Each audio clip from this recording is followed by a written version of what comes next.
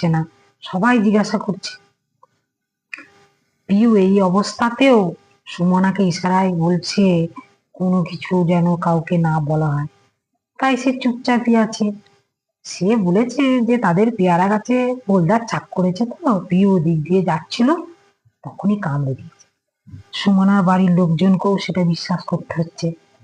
যাই হোক, ডাক্তার এসে যন্ত্রণার ওষুধ দেয়, যন্ত্রণাটা আগের থেকে অনেকটা কমে যায়, কিন্তু পিউয়ের মুখ, হাত, সমস্ত শরীর বীভৎসভাবে ফুলে যায়। তার চোখ দুটো দেখাই যাচ্ছে না, তাকে কেমন একটা আজব প্রাণীর মতো লাগছে।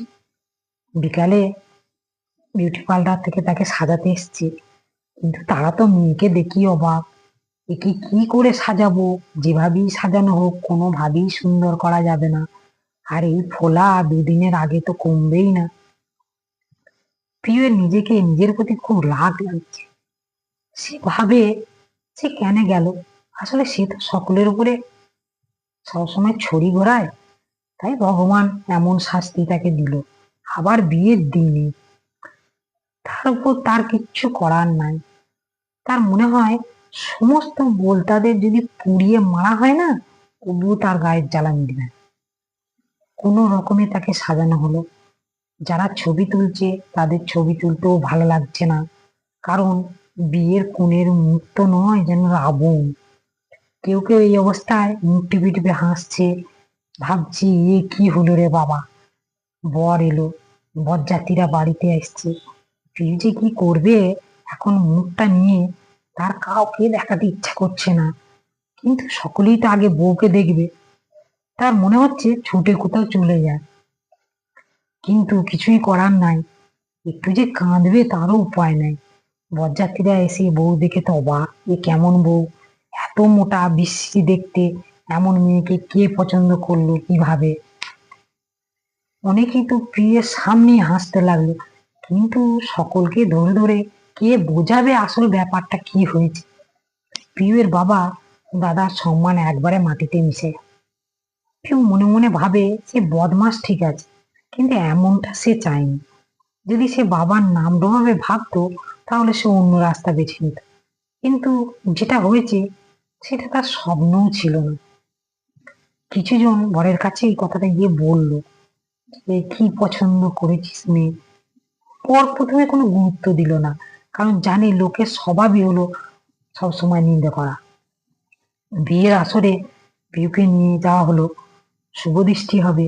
যেমনি পিউ মুখ থেকে পানটা সরিয়েছে, বর দেখেই লাফিয়ে উঠেছে। সে বলছে ওরা অন্য মেয়ের সঙ্গে বিবাহ দিচ্ছে, কোনো মতে এই বিবাহ হতে পারে না। বরের বাবা এই বিয়ে দিতে একদম রাজি হচ্ছেন না। বিয়ে বাড়িতে একটা সাংঘাতিক ব্যাপার হয়ে গেল। কনে পক্ষ কোনো মতে কাউকে বিশ্বাস করাতে পারছে না যে এটাই আসল কনে। তার অবস্থা কিভাবে হয়েছে সেটা বোঝাতে পারছে না। তারা শুধু বলছে আসন কোলে না হলে এ বিয়ে হবে না। পিউ শুধু মুখ দিয়ে একটা কথাই বলছে, আমি পিউ, আমি পিউ, কিন্তু সে কি শোনে কার কথা। বরপক্ষ বর উঠিয়ে নিয়ে যাওয়ার উপক্রম। তবে শেষকালে মেয়ের বাবা হাতে পায়ে ধরে এবং ডাক্তারকে ডেকে আনে, গ্রামের আরো 5 জনকে ডেকে আনে। তিনি বলেন এটা আমারই মেয়ে, এর মধ্যে কোনো মিথ্যে নেই, দয়া করে বিয়েটা হতে দিন। ও এইরকম থাকবে না, দুদিন বাদে ঠিক হয়ে যাবে। ডাক্তারের কথায় বরের বাবা রাজি হয় এবং বিয়েটা হয়েও যায়। তবে বর একবারও ভালো করে কনের দিকে তাকায়নি। সে এখনো বিশ্বাস করতে পারছে না যে এটাই সেই মেয়েটা। পরের দিন পিউ শ্বশুর বাড়ি চলে গেল। পিউয়ের বাবা অনেকটা হাঁপ ছেড়ে বাঁচল, কিন্তু তার মাথায় চিন্তা ওই মেয়েকে তার শ্বশুর বাড়িতে কতদিন স্থান দেবে। শ্বশুর বাড়িতে শাশুড়ি ননদ কেউ নেই, থাকলে যে কি অবস্থা হতো বলা যেত না। ছেলে ও ছেলের বাবাকে খুব করে সবাই কথা শোনাচ্ছে, বলে তাদের চোখ নেই, কিন্তু তারা যে ভালো মেয়েই দেখে পছন্দ করেছে সেটা তো দুদিন না যাওয়া পর্যন্ত প্রমাণ করতেও পারছে না। লজ্জা, উপহাস ইত্যাদি নিয়ে বিয়ের জীবনে সব থেকে স্মরণীয় একটা ঘটনা তার বিয়েতেই ঘটে গেল। দুদিন পর তার নিজের মূর্তি ফিরে এলো।